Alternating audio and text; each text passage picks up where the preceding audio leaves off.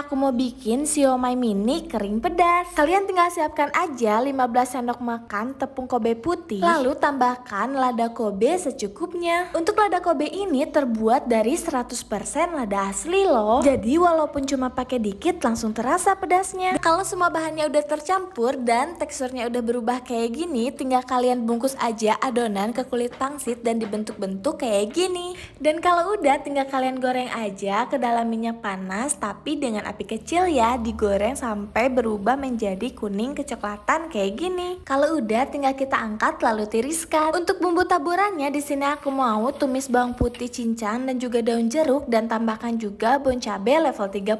Tambahkan sesuai selera kalian masing-masing ya, dan kalau udah tinggal diaduk-aduk aja sampai merata. Dan untuk bumbu taburannya tinggal kita tuangkan aja ke atas siomaynya kayak gini. Untuk siomay mini kering pedasnya udah siap disajikan. Selamat mencoba di rumah ya.